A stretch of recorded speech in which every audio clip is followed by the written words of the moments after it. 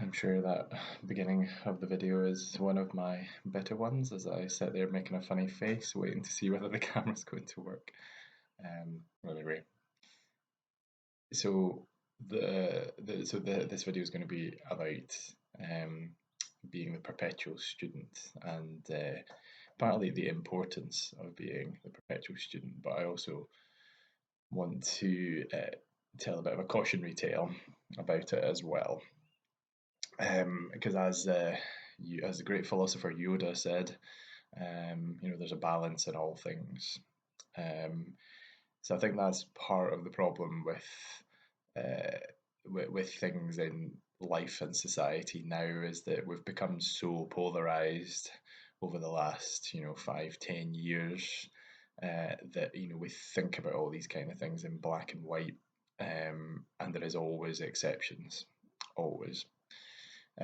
But you do need to kind of figure these things out for yourself to some degree. So yeah, being the perpetual student again, these are ideas that come around a lot, when I'm listening to audiobooks and podcasts and just thinking in general about stuff.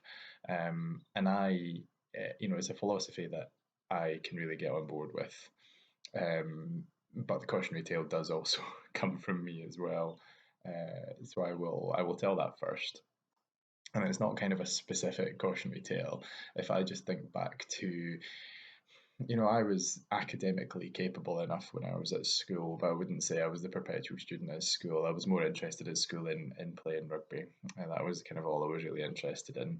And I left school with plenty of qualifications, and I, went to university and stuff. But my qualifications that I left with were fairly mediocre, I would say. I wasn't. If you kind of imagine your typical medical school entrant is is straight A's. Everyone will have straight A's. I was nowhere near that at all. And actually, initially when I went to uni to study science, and because of the grades that I had, I didn't even get straight into the course that I wanted to get into. So I had to kind of go do 2 years or something where I was essentially following the same curriculum as the course I wanted to do, and almost kind of had to prove that I was capable enough.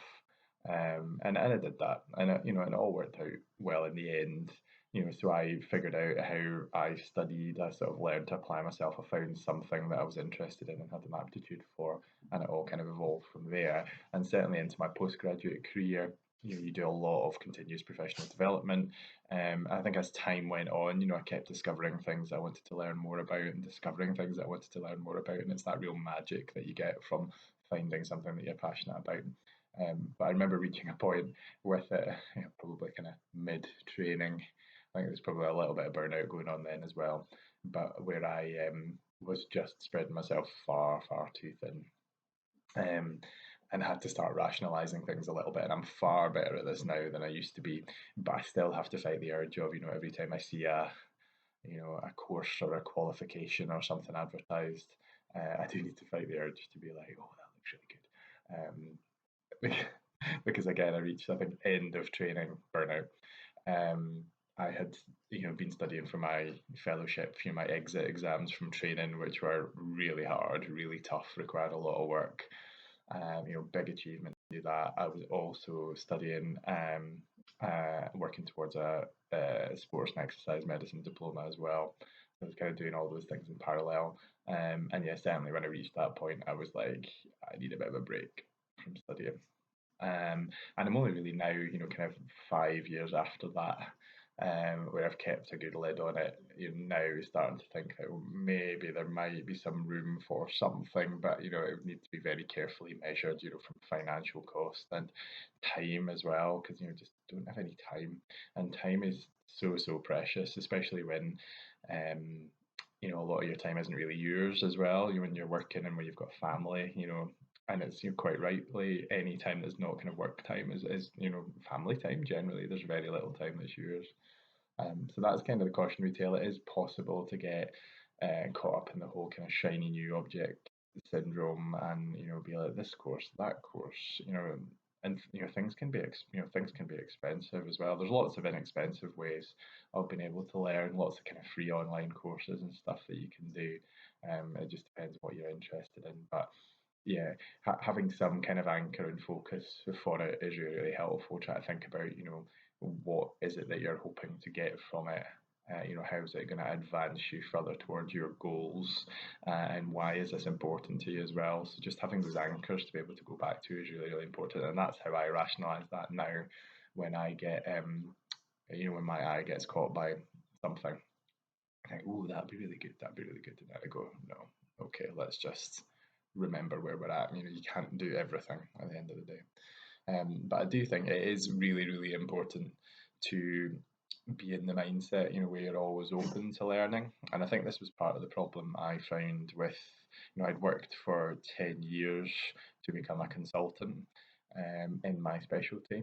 And I think the problem with it is in our system, consultant almost has this kind of like revered status, not just among people that work in the system. It's people that work in the system go, "Oh, well, that's the consultant, and this is the consultant," and it's almost said like that, like you're some kind of mythical creature, the consultant.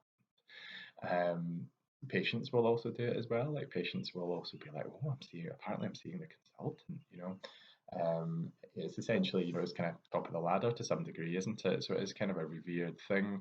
But my thing with it was, when I became the consultant, I was kind of like, oh, hold on a minute, where's all this like mythical knowledge and power that I was expecting to get? I thought there would be like a ceremony of some kind, like for Harry Potter fans, I thought maybe the Sorting Hat or something like was going to give me all the knowledge and all the power that I needed, and that was kind of the big realization was that that doesn't happen. Like, and then what I had to kind of do was actually I am still going to be, hopefully I'm still going to be happy, healthy, come retirement age, and I'm still going to be learning stuff.